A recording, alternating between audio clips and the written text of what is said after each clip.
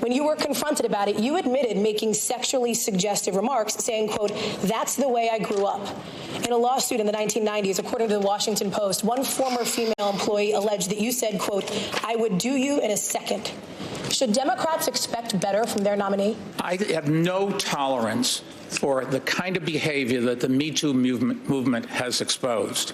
And anybody that does anything wrong in our company, we investigate it, and if it's appropriate, they're gone that day. In my foundation, the person that runs it's a woman. 70% of the people there are women. In my company, lots and lots of women have big responsibilities. They get paid exactly the same as men. I hope you heard what his defense was. I've been nice to some women.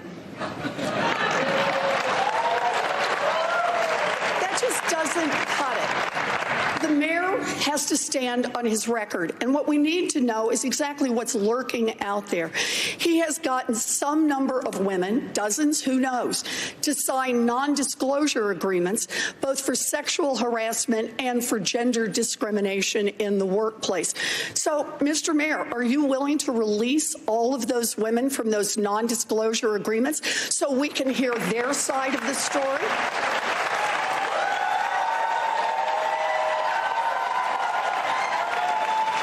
We have a very few non-disclosure agreements. How many is that? Let me finish.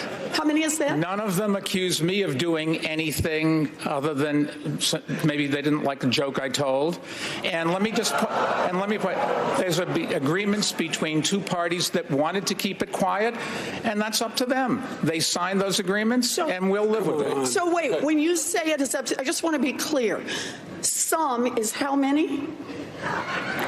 And when you say they signed them and they wanted them, if they wish now to speak out and tell their side of the story about what it is they allege, that's now okay with you? You're releasing them on television tonight? Senator? No. Is that right? Senator, the company and somebody else, in this case, a man or a woman, or could be more than that, they decided when they made an agreement that they wanted to keep it quiet for everybody's interest. They signed the agreements, and that's what we're going to live with. I'm sorry. No, the question is, are the women bound by being muzzled by you? And you could release them from that immediately, because understand, this is not just a question of the mayor's character. This is also a question about electability. We are not going to beat Donald Trump with a man who has who knows how many non-disclosure agreements and the drip, drip, drip of stories of women saying they have been harassed and discriminated against. That's not what we do as Democrats. Mr. Vice President. Look, let's get something straight here. It's easy. All the mayor has to do is say, you are released from the non-disclosure agreement, period. I said we're not going to get to end these agreements because they were made consensually, and they have every right to expect that they will stay private. All right. Elizabeth Warren, in my estimate, did an incredible job, not just going after Bloomberg about the NDAs, which is debatable in the legal realm, but showing something about his leadership qualities, showing something about him, how he deals with things. It's his way or the highway. And that's, you know, when you're looking at Bloomberg's candidacy, that's the problem he poses for the Democratic Party and who they want to be. And does he exactly represent who the Democrats want to put out? Donny Deutsch, Amy Klobuchar also brought out that he's been hiding behind the ads. He has been.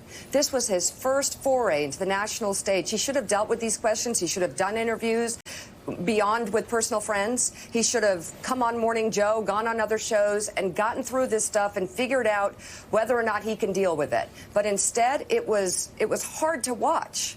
It was hard to watch because it showed who he was. He runs the company. That's the way it goes. And that's the question for the party. Do they want someone who runs things like Trump? Yeah, you know, you would have thought his biggest vulnerability going in was, you know, the billionaire stuff. And I thought he actually handled that stuff relatively well. Yeah, I've made a lot of money. I'm going to put things back into it. I've given a lot of money away.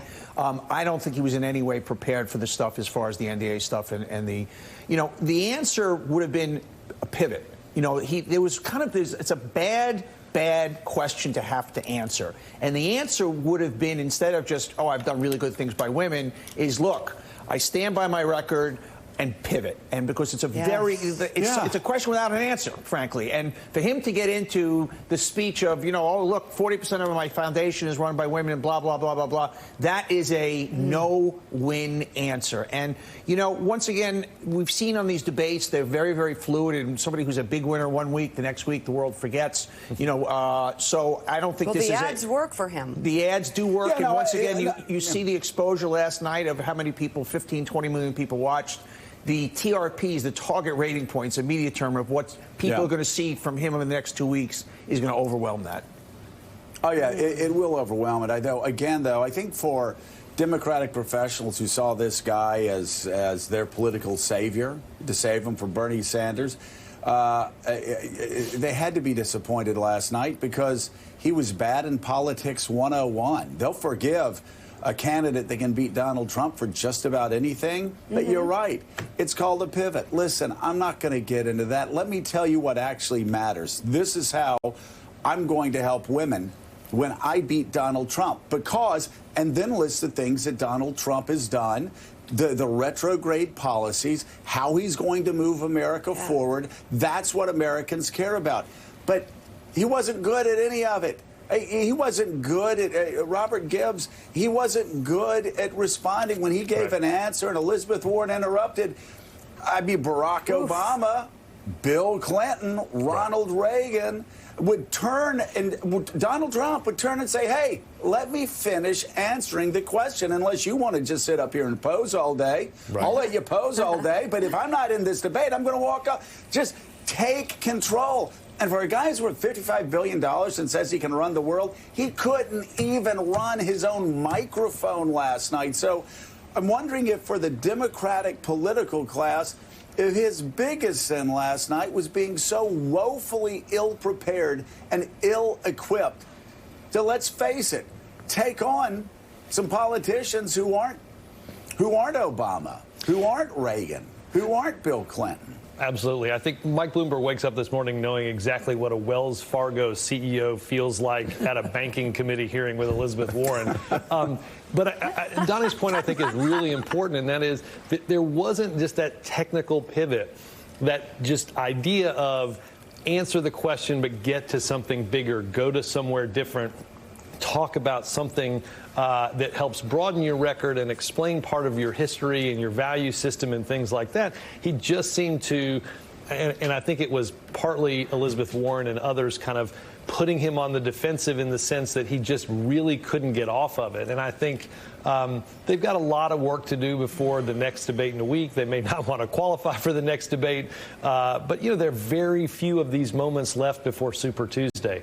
This was one of the 2 debates left. There are just not that many big moments to leave that first impression because less than 2 weeks from today, a third of the delegates will have already been chosen, right? This process happens so quickly. We get lulled into thinking we're going to the state fair, and we've got this in Iowa, this in New Hampshire, and then bam, March happens, and 70% of the delegates will be picked. So you've got to get this on track really quickly, and you've got to get those answers much sharper. Yeah, and California happens where Bernie Sanders has a huge lead, and there's a big pot of delegates waiting for him. And really, I thought the answer last night, the question that Chuck asked at the end about the plurality, would you support or should the nominee be just the one who gets a plurality of delegates?